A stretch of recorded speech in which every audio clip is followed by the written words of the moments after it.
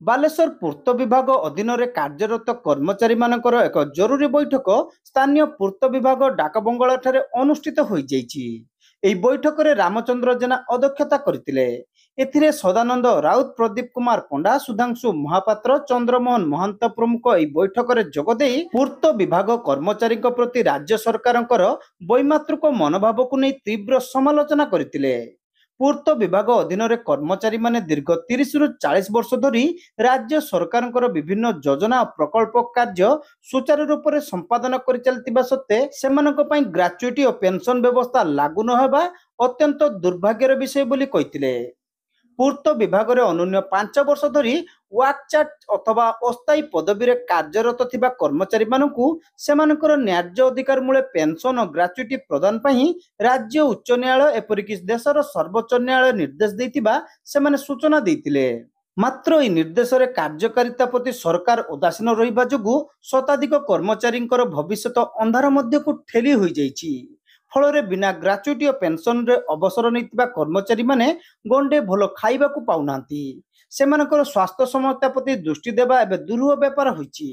ସେହିପରି ମୃତ୍ୟୁବରଣ କରିଥିବା କର୍ମଚାରୀଙ୍କର ପରିବାରବର୍ଗ ନାହିଁ ନଥିବା ସମସ୍ୟାର ସମ୍ମୁଖୀନ ହେଉଛନ୍ତି। ଏନେଇ କର୍ମଚାରୀ ସଂଘ ପକ୍ଷରୁ ବାରମ୍ବାର ଦାବି ରାଜ୍ୟ ସରକାରଙ୍କର ନିଦାବିଷ୍ଣୁ ପାଲଟିଛି। ବିଗତ ସରକାର ଅମଳରେ କର୍ମଚାରୀ ଆଶା ମଉଳି ଯାଇଥିବା ବେଳେ ନୂତନ ସରକାର ଗଠନ ପରେ ସେମାନଙ୍କର ଦାବି ପୂରଣ ହେବ ବୋଲି କର୍ମଚାରୀମାନେ ଆଶା ବାନ୍ଧି ବସିଛନ୍ତି। କର୍ମଚାରୀଙ୍କର ଅବସ୍ଥାକୁ ବିଚାର କରି ଗତ 22 ତାରିଖ ଦିନ ପୂର୍ତ୍ତ ବିଭାଗର ସିଭିଲ ବିଭାଗର ମୁଖ୍ୟ ଯନ୍ତ୍ରୀ ପେନସନ ଆଇନ ଅନୁଯାୟୀ ୱାର୍କଚାଟ୍ କର୍ମଚାରୀଙ୍କୁ ପେନସନ ଓ ଗ୍ରାଚ୍ୟୁଇଟି ବ୍ୟବସ୍ଥାରେ ଅନ୍ତର୍ଭୁକ୍ତ କରିବା ପାଇଁ ଚିଠି ନମ୍ବର 1192 ମୂଳେ ରାଜ୍ୟ ସରକାର ଓ ପୂର୍ତ୍ତ ବିଭାଗକୁ ଚିଠି ଲେଖିଛନ୍ତି। ଏହାକୁ ସରକାର ନିଶ୍ଚିତ କାର୍ଯ୍ୟକାରୀ କରିବେ ବୋଲି ବୈଠକରେ ଆଶା ପ୍ରକାଶ କରାଯାଇଛି। ଅନ୍ୟଥା ସମସ୍ତ କର୍ମଚାରୀ ଆନ୍ଦୋଳନ କରିବାକୁ ବାଧ୍ୟ ହେବେ ବୋଲି ଚେତାବନୀ ଦେଇଛନ୍ତି।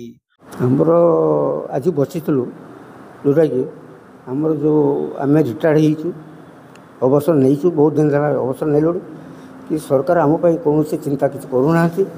ତେଣୁ ସେଇଥିପାଇଁ ଆମେ ଆଜି ବୈଠକ ବସିଥିଲୁ, ଯେଉଁଟାକି ଯେ ଆମେ କେତେ ଦୁଃଖର ରହିଛୁ, କି ଆମ ପରିବାର କେତେ ଦୁଃଖ ରହିଛି, ସେଇଟା କିଛି ସରକାର ବର୍ତ୍ତମାନ ବୁଝୁନାହାନ୍ତି। ଆମେ ଭାବିଥିଲୁ ପୁରୁଣା ସରକାର 24 ବର୍ଷ ରହିକି ଆମେ ଯେତେ ଥର ଡିମାଣ୍ଡ କରିଛୁ, ସେ ବି ଆମ କଥା କିଛି ବୁଝିଲେ ନାହିଁ। କିନ୍ତୁ ନୂତନ ସରକାର ଆସିଲା ବର୍ଷେ ହେଇଗଲାଣି, ତା ଭିତରେ ଆମେ ବିଭିନ୍ନ ଦାବି ଉତ୍ଥାପନ କରିଛୁ, କିନ୍ତୁ ନୂତନ ସରକାର ବି ଏପର୍ଯ୍ୟନ୍ତ କିଛି ଆମ ପାଇଁ ପଦକ୍ଷେପ ନେଉନାହାନ୍ତି। ମୁଖ୍ୟତଃ ଦାବି ଆମକୁ ପେନସନ୍, ଆମର ଗ୍ରାଚ୍ୟୁଇଟି ଗୁଡ଼ାକ ମୁଖ୍ୟ ଦାବି। ପେନସନ୍ ନ ମିଳିବାର କାରଣଟା କ'ଣ? ପେନସନ୍ ଆମକୁ ସରକାର ଯେଉଁ 92 ରୁଲ୍ ଅନୁସାରେ 1992 ରୁଲ୍ ଅନୁସାରେ ଯେଉଁମାନଙ୍କୁ ଡିଏଲ୍ଆର୍ ଥିଲେ ସେମାନଙ୍କୁ ରେଗୁଲାର କରାଯାଉ, ଯାଉ ରେଗୁଲାର କଲା ବେଳକୁ ସେତେବେଳେ ପେନସନ୍ଟା ଉଠିଯାଇଛି, ଯେଉଁଟାକି ଆମକୁ ରେଗୁଲାର କଲା କେତେ 2011 ମସିହା। 2005ରୁ ଆମର ପେନସନ୍ ସରକାର ବନ୍ଦ କରିଦେଇଛନ୍ତି। କିନ୍ତୁ ଆମେ ତ ରହିଛୁ 83 ମସିହାରୁ, କି 84 କି 85 86 87 ରହିଛୁ।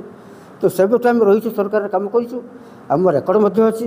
ସରକାର ସ୍ୱୀକୃତି କରିଛନ୍ତି ଏଇ ମସିହାରେ ମୁଁ ରହିଛି, କି ସେ ମସିହାରେ ରହିଛି, କି 85 ରହିଛି, କି 84 ରହିଛି, କି 83 ରହିଛି। ତେଣୁ ଆମ ସରକାର ପଇସାକୁ ଗ୍ରାଣ୍ଟ କରିଛନ୍ତି, ରହିଛୁ, ସରକାର ଆମେ କାମ କରିଛୁ, ବିଭିନ୍ନ ସେକ୍ସନ୍ କି ସବଜୋନ କି ଡିଭିଜନରେ କାମ କରିଛୁ। କିନ୍ତୁ ଥାଇକି ଆମ କାହିଁକି ଆମ ନୂଆ ଚାକିରି କାହିଁ ଭର୍ତ୍ତି କରାଯିବ ଆମ?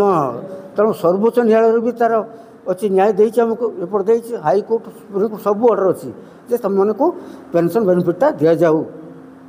ଯେହେତୁ ସେମାନେ ଆଗରୁ ରହିଛନ୍ତି 83 85ରୁ ରହିଛନ୍ତି, 30 ବର୍ଷ 35 ବର୍ଷ 40 ବର୍ଷ ସେମାନେ ଚାକିରି କରିଛନ୍ତି, ସରକାରଙ୍କର ସେବା କରିଛନ୍ତି, କିନ୍ତୁ ସେମାନେ କୌଣସି କିଛି ସୁବିଧା ପାଉନାହାନ୍ତି। ଆଗାମୀ ଦିନରେ ଆମକୁ ଯଦି ସରକାର ଆମ କଥା କିଛି ନ ବୁଝନ୍ତି, ପୁଣି ନୂତନ ସରକାର ଆମେ ଭାବିଥିଲୁ, ବହୁତ ଆଶା କରୁଥିଲୁ କି ନୂଆ ସରକାର ଆସିଲା ପରେ ଯେଉଁଟାକି ଆମେ କିଛି ବେନିଫିଟ୍ ପାଇବୁ, କିନ୍ତୁ ତାହା ଏପର୍ଯ୍ୟନ୍ତ ଆମେ କିଛି ସୁବିଧା ପାଇଲୁ ନାହିଁ। ତେଣୁ ଆମେ ପରିବାର ଯେଉଁ ଦୁଃଖ ସୁଖରେ ଦୁଃଖ କଷ୍ଟରେ ଆମେ ପଢ଼ିଛୁ, ସେଇଟା ବହୁତ ଦୁଃଖ। ଆମେ ମେଡ଼ିସିନ୍ ଟିକେ କିଣିକି ଦେହ ଟିକେ ଖରାପ ବେଳକୁ ମେଡ଼ିସିନ୍ କିଣିବା ପାଇଁ ଆମ ପାଖରେ ପଇସା ନାହିଁ, ବହୁତ ଦୁଃଖର ବିଷୟ। ତେଣୁ ଆମେ ଭାବୁଛୁ ଯଦି ସରକାର ବିଚାର ନ କରନ୍ତି ଆମେ ରାଜରାସ୍ତାକୁ ଓହ୍ଲାଇବୁ। ଅନ୍ୟମାନଙ୍କ ମଧ୍ୟରେ ଗୋବର୍ଦ୍ଧନ ପରିଡ଼ା, ଦେଶବନ୍ଧୁ ସାମଲ ଅନାମଚରଣ ରାଉତ, ଉଗ୍ରସେନ ବାରିକ, ସଦାନନ୍ଦ ବେହେରା, ସାବିତ୍ରୀ ବେହେରା, ଶିଶିର କୁମାର ବାରିକ, ପାରିତୋଷ ପ୍ରଧାନ ପ୍ରମୁଖଙ୍କ ସମେତ ବହୁ କର୍ମଚାରୀ ଏହି ବୈଠକରେ ଉପସ୍ଥିତ ରହି ଆଲୋଚନାରେ ଅଂଶଗ୍ରହଣ କରିଥିଲେ।